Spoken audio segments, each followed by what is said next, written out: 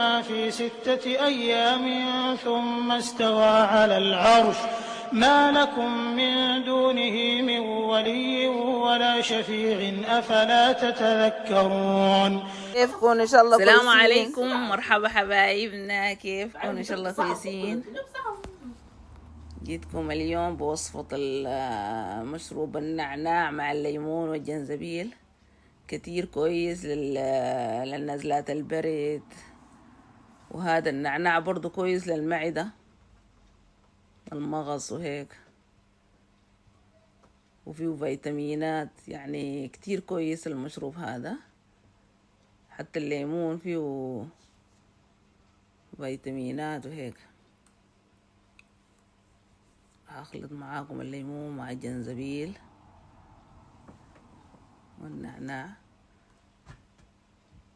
وفيكم يعني سكر اختياري، إذا ما حابين تضيفوا سكر يعني انتوا بتختاروا، لكن يعني أنا وأولادي بنحبوا نضيف السكر هيك، تخلط مع السكر ويكون مركز كده المشروب. جميل جميل جميل، وألف صحة وهنا.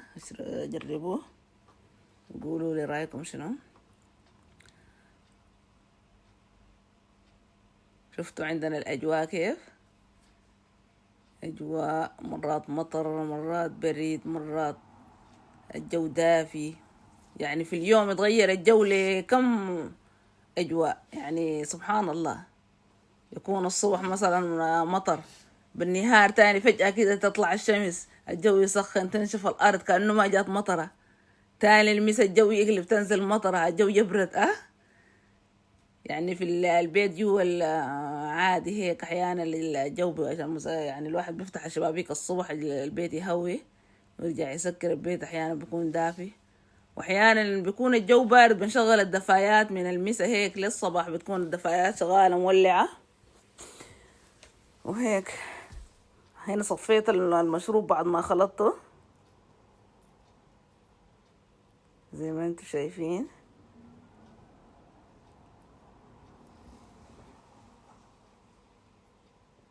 هذا هو المشروب، ما شاء الله، يعني لونه بقى أخضر مع النعناع هيك كتير جميل ومغذي ومضاد للالتهابات، نزلات البرد، كتير جميل. ما شاء الله ما شاء الله. شفتوا اللون براوي يحكي. بدي أشكر كل واحد اشترك في قناتي ودعمني، وشايفة في ناس كتير يعني بيشاهدوا الفيديوهات بتاعتي ويعني ما مشاركين، في مشاركوا برضو إذا حابين يشاركوا. وبدي أشكر كل زول اشترك في قناتي ودعمني، وألف مرحب بيكم، حبابكم 10، ورح تكبر القناة بوجودكم إن شاء الله بإذن الله الواحد الأحد. وألف ألف مرحب بيكم وحبابكم 10. عندي هنا سمك، عندي السمكة دي جايباها قبل كم يوم هيك، كل مرة أقول أطلعها أنظفها قاعد أكسل منها. اليوم قلت خلاص راح أطلعها وأقطعها، أنظفها وأقطعها أحمرها بعدين. لكن عملت عندي فاصوليا بيضة عملتها، وعملت رز بالبخار هيك بحلة الكسكاس مع الخضار. قلت خلاص طالما عملت هنا أعملها شوربة. يعني هذا السمك كتير جميل، مع انه فيه اوميجا 3 وهيك، لكن الصغار ما بحبوا النوعية هذه من السمك، بحبوا النوعية الثانية البيضة. هذا كتير يعني فيه فايدة اكتر من الثاني الابيض هذاك. عندي هنا بصلتين مقطعات، بصلتين صغيرة مقطعات مكعبات صغيرة هيك. عندنا هنا الطنجرة، راح اعمل معاكم الشوربة بطريقة ناس بيتنا. يعطيهم الصحة والعافية. زمان لما كنت صغيرة بخش مع ناس أمي هيك في المطبخ وأخواتي، بقشر لهم التوم وهيك. وبتعلم. هنا صبيت الزيت في الطنجرة، رح أكسره مع زيت الزيتون. بحب ديما أطبخ بزيت الزيتون، زيت الذرة، أحيانا بطبخ بزيت الزيتون بس، واغلب الاحيان كمان بشتغل بالزوز زيت الزيتون وزيت الذرة. عرفتوا؟ عندي هنا الجنزبيل، عندي هنا البصل. راح انزل معاكم بالبصل في الطنجرة زي ما انتوا شايفين. راح انزل بالبصل.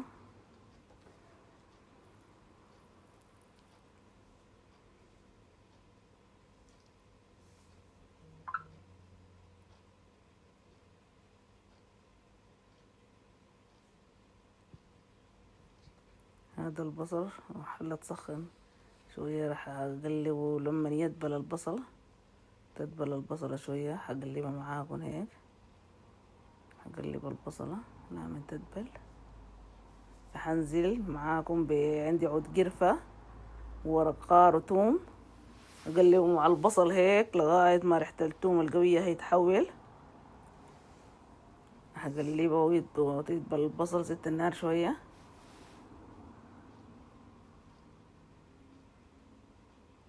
اقلب لغاية البصلة تدبل. راح اضيف زيت الزيتون شوية. راح اكسره مع الزيت بتاع الذرة.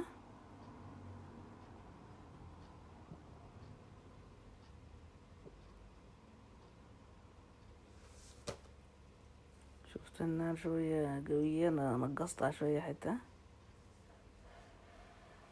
راح اقلب واقلب لغاية الثوم والبصلة هاي حتى الثوم تحول هيك والبصلة تدبل شوية.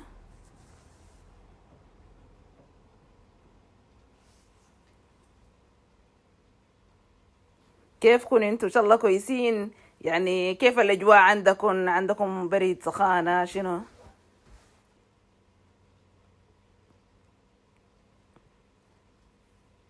احنا اجواءنا هنا مختلفة كتير، يعني يتغير الجو، اجواء تتغير في اليوم هيك كتير. لما قلنا خلاص الواطة صيفت وهيك الجو دفى يعني تقريبا يعني، لكن لسه الجو متقلب. هنا عندك ملعقتين دقيق او كاشكتين دقيق كبيتهم في الطنجرة، قلبتهم مع البصل. هذا الدقيق بدي سماكة الشوربة، بتكون سميكة هيك مسبكة وجميلة. هذه طريقة ناس بيتنا يعني بيعملوها بالطريقة هاي. عرفتوا؟ هنا نزلت معاكم بالسمك. نظفتها، هذه السمكة نظفتها هنا في البيت وقطعتها. كانت كبيرة شديد، لميت الباقي في الفريز. شفتوا؟ هذا السمك كتير مفيد، السمك الأحمر، السمك النرويجي هذا كتير جميل. فيه يعني أنا بحسه أحسن من الأبيض بكتير. فيه المواد المغذية، الفيتامينات، فيه الأوميجا 3 أكتر من هذا التاني. عرفتوا؟ الأوميجا 3 فيه كتيرة من هذاك أحسه يعني ما أحب السمك الأبيض هذاك، بحب هذا. لكن الصغار ما يحبوا كتير، يعني بياكلوا لكن ما بياكلوا هيك، يعني بياكلوا شوية ما بحبوا. أكتر شيء بحبه أنا أحيانا بجيب لهم السمك التاني الأبيض هذا، بعمله لهم محمر، بعمله لهم هيك، بشوي لهم في القلاية الهوائية، وأحيانا بشوي لهم في شوية زيت زيتون هيك في الطوة. هنا قلبت السمك مع البصل والهنا. راح اضيف مرقة خضار، ما راح اكب ملح، راح اضيف مرقة دجاج عفوا هذه. شفتوا؟ راح اضيف الموية الشوربة، اوقف الموية بتاعت الشوربة وخليها تنجط تتسبك. راح احركها كده مع بعض. ازيد النار شوية، زدت النار شوية. راح احركها من تحت كده تتخلط كل المكونات مع بعض، تتجانس هيك مع بعض. راح اغطيها.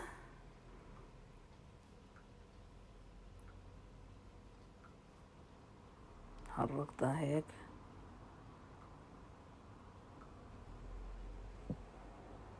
عندي هنا رز عملته بالبخار مع الخضار. عندي هنا فاصوليا بيضة برضه عملتها. كنت داير احمر السمكة هاي، قلت خلاص طالما عاملة فاصوليا خلاص خلينا نعملها شوربة، لانه طولت ما عملت الشوربة بتاعت السمك هاي. اكتر شي قاعدين نحمره ونسوي طاجين هيك، طاجين بالصوص هيك هنا طاجين احمر مع البصل هنا. شفت الشوربة ما شاء الله ما شاء الله، براءة تحكي صح ولا لا؟ ما شاء الله. وكتير مغذية فيها يعني كويسة مع الأجواء الباردة، إذا واحد عنده زكمة عنده وجع حلق، هذه الشوربة كتير جميلة ومغذية. فيكم تاكلوها مع الرز، فيكم تاكلوها بالخبزة، فيكم تشربوها حتى ساي هيك بالكاشيكة. ما شاء الله تبارك الله. يعني انتوا بتختاروا، عرفتوا. هنا راح اغرفها معاكم في صحن التقديم. فيها هذه شوربة السمك كتير مفيدة ومغذية، فيها اوميجا 3 وتسبكت. هذا السمك جميلة. فيكم يعني تدوها عصرة ليمون شوية معاكم في صحن التقديم وتشربوها هيك، كتير جميلة ما شاء الله ما شاء الله تبارك ومغذية في نفس الوقت. فيها جنزبيل، فيها ما شاء الله ما شاء الله تبارك الله. فيكم تاكلوها بالرز، فيكم تاكلوها تشربوها ساي، ما شاء الله. فيكم تاكلوها بالخبز. ما شاء الله. انتوا يعني بتختاروا.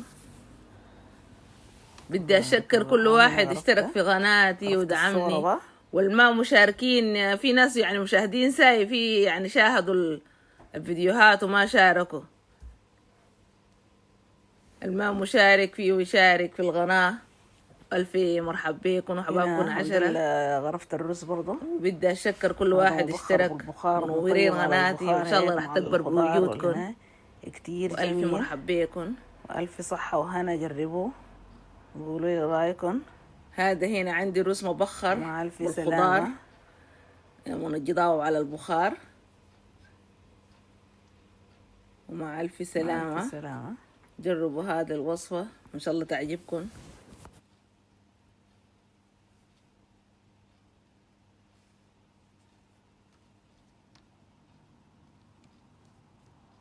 مع السلامة. ما بعرف إذا هنا